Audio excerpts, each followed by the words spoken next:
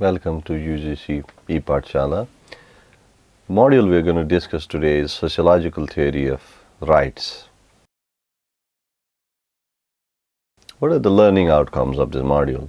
Sociology as a branch of knowledge had been evolved based on the scientific method as applied in the study of pure sciences.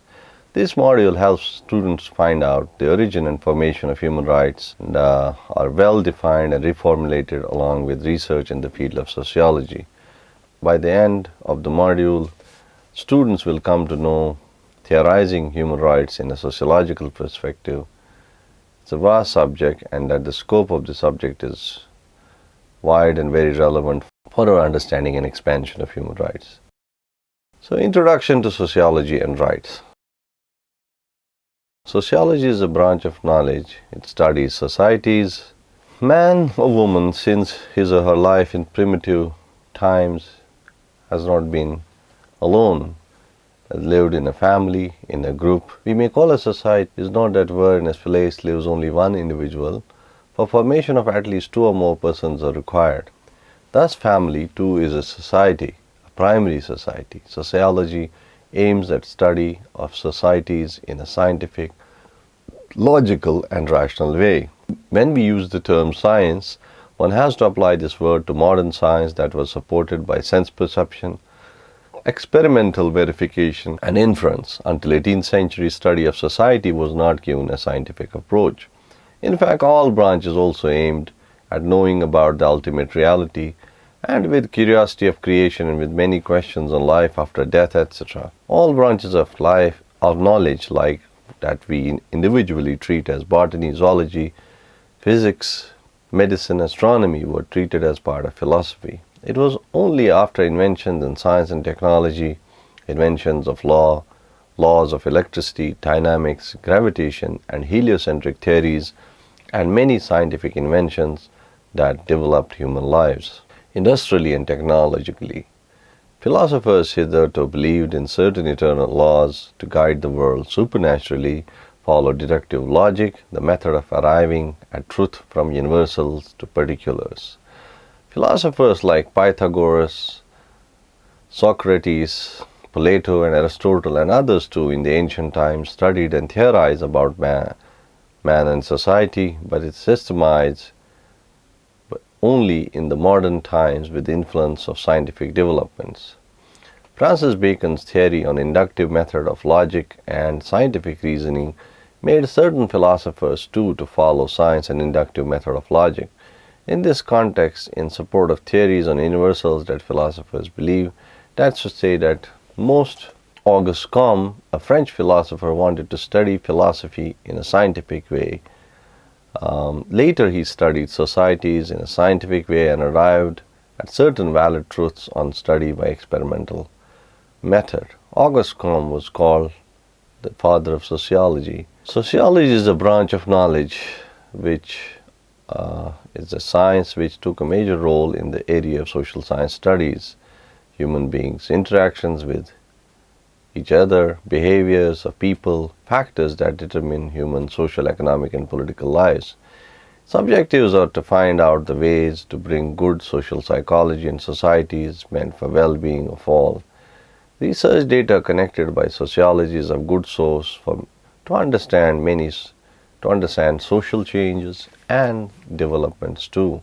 Thus, applied branches, namely political sociology, economic sociology, sociology of law, social psychology, social anthropology, rural sociology, and many other branches have taken momentum for the development of human societies. These specialized areas of sociology thus study people's economic, psychological, political behaviors and find out the reasons and methods to improve the society scientifically. Man or woman has to live in his or her relation with others, cannot live in isolation, hence his or her interactions with others should lead for good social life. Research thus helps to take policy suggestion in the major area of health, education, and other social aspects mainly. It's due to development in the area of sociology only many of the national and international initiatives have been translated as rights of women, child, industrial workers, and many disadvantaged groups. Auguste Comte Herbert Spencer, Emil Durkheim, Max Weber, George Simmel, Talcott Parsons, Malinowski, and Karl Marx, Robert Burton, Herbert Mead are some major contributors in the field of sociology. There are many sociologists in recent times, namely Lévi-Strauss, Michel Foucault, Jürgen Habermas, and many others. Some of the social theories put forward by these sociologists are explained below. Major sociological theories on human rights. As discussed above, people thought of society even before sociology developed as a formal discipline. Hindu Vedas, Old Testament, Greek classics like Aristotle's Politics, Plato's Republic all might contribute to sociological thinking. Sociological theories have been developed due to social, political, economic forces in the backdrop of science and technology revolutions of 19th century. There are three major theories, namely structural functionalism, conflict theory, and symbolic interactionism. We may understand them as three major paradigms of sociology. Some sociologists propounded thought-provoking and significant theories.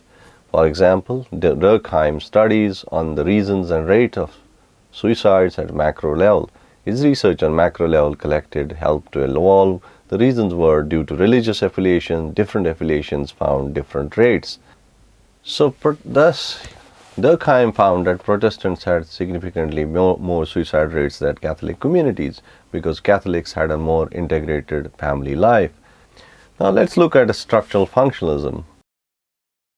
See, society is a combination of various social groups associated in various organizations, establishments, and communities. Each group is such established association works as a whole, works for each other. Individual for his personal or her personal needs and needs of his or her beloved joins a group. In fact, family itself is a primary group of society. Structural functionalism is a theory that treats society as a whole and as a social system. Herbert Spencer, Emil Durkheim, Parsons, Alfred Radcliffe Brown, and Robert Merton are some sociologists who helped to develop this theoretical framework or model of sociology. Herbert Spencer, an English sociologist, analyzes society based on the measurement of like elements and unlike elements of society.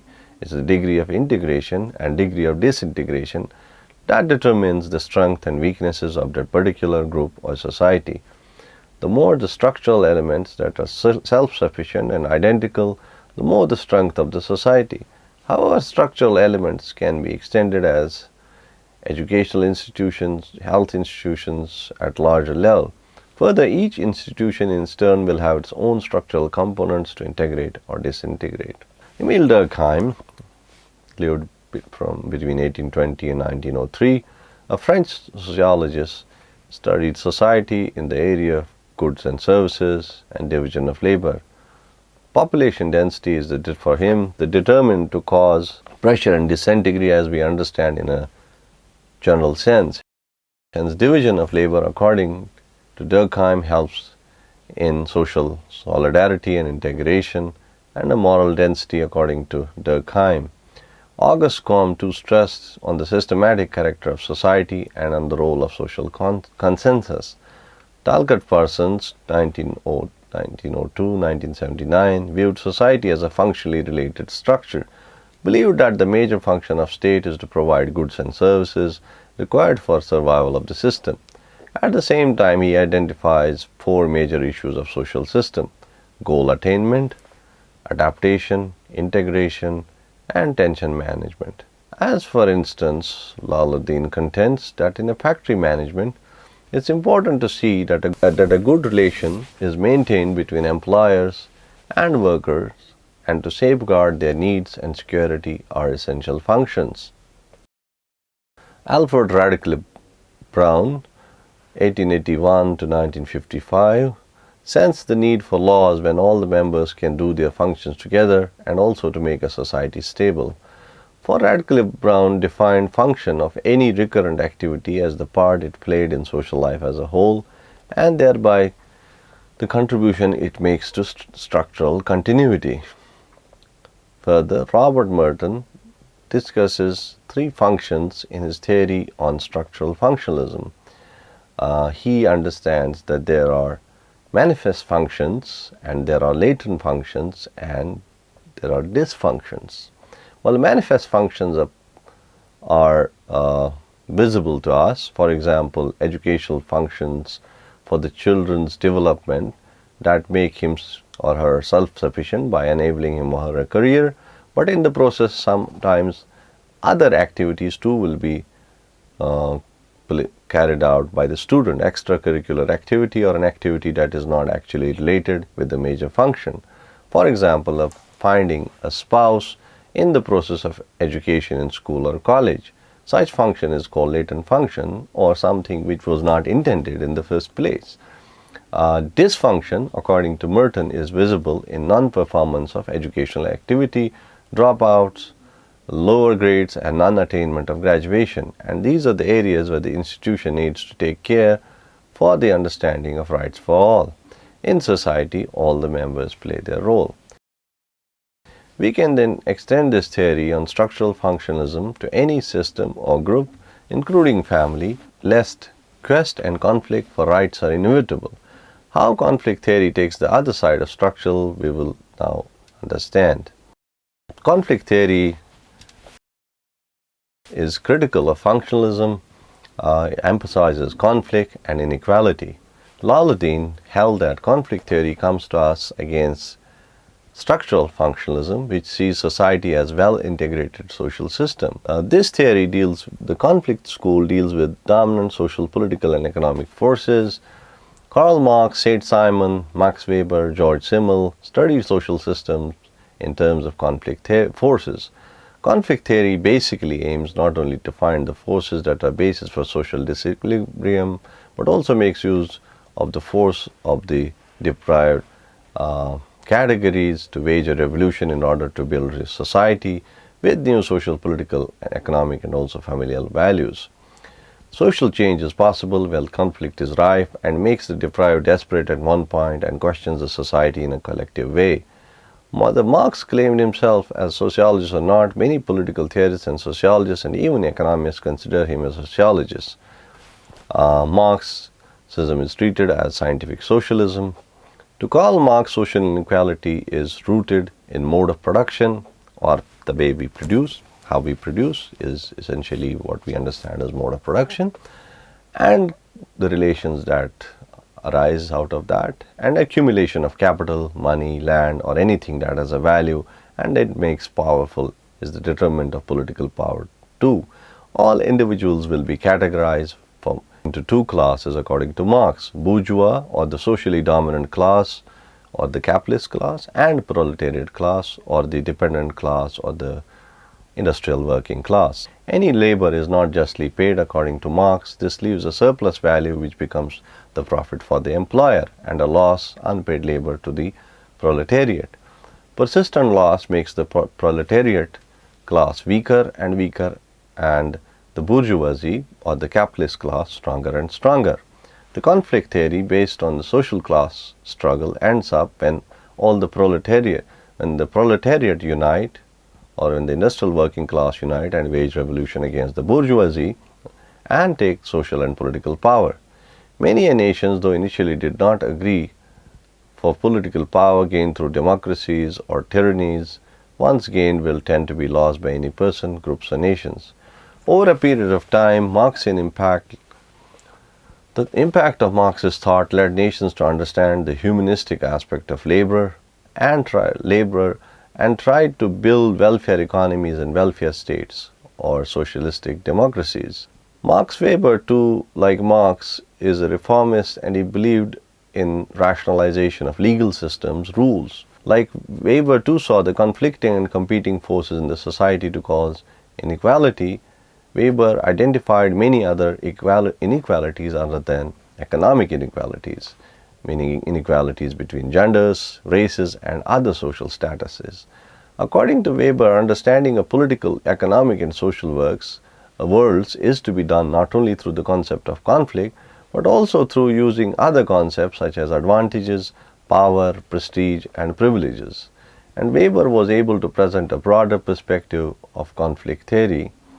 Hence, expansion of rights is a possible phenomenon through study of conflicts in terms of advantages and possession in a society. George Simmel recognized the significance, internal solidarity, and centralized power to reduce tension and conflict. Simmel anticipated how large-scale social structures like the money economy can dominate individuals in their work, namely the philosophy of money. However, Simmel also focused on small-scale issues like social interaction between people. Now let's look at the third school, symbolic interactionism, a sociological theory put forward by Charles H. Cooley, Herbert Mead, and William Isaac Thomas.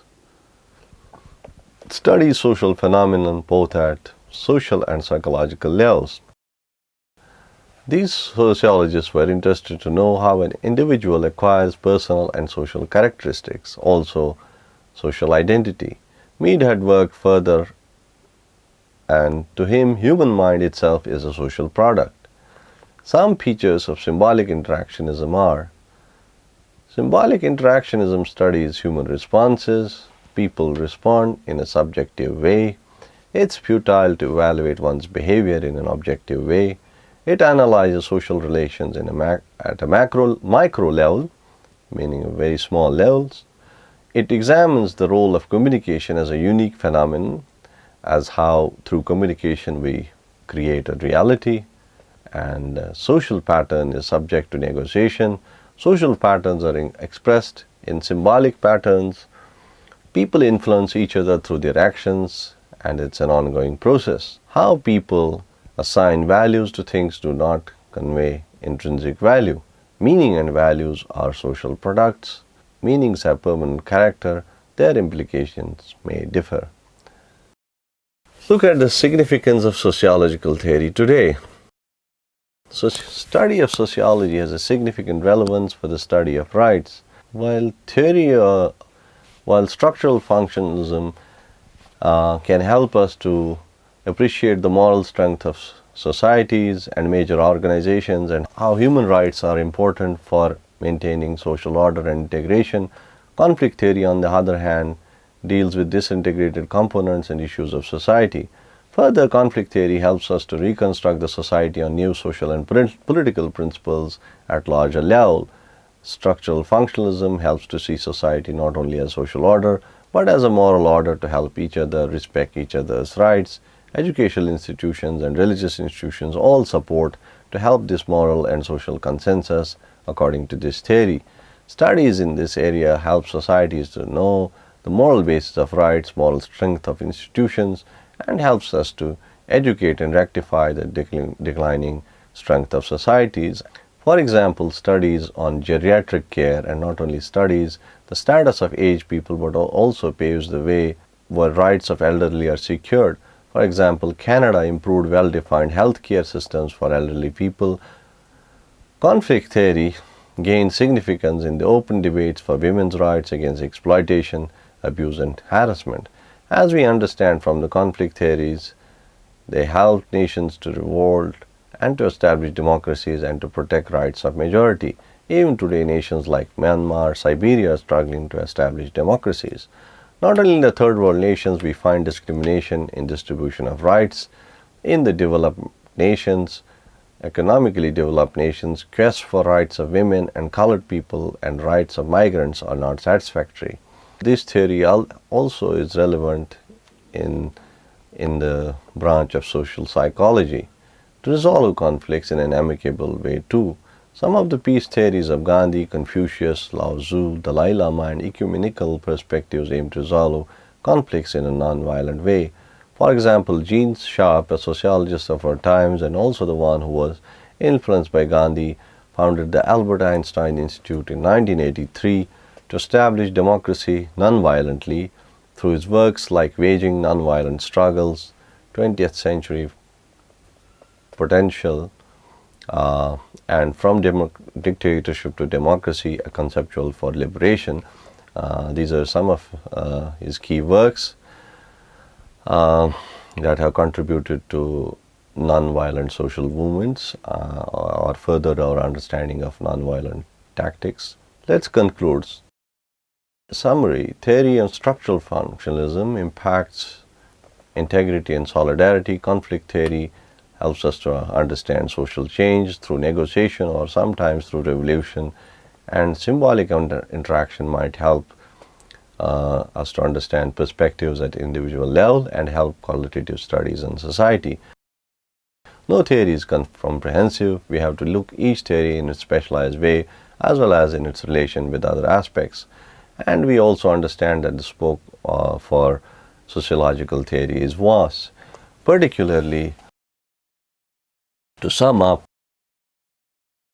conflict theory lays emphasis on understanding societies in terms of their social inequalities, to put a spotlight on social inequalities, and to work towards a more humane, egalitarian social order.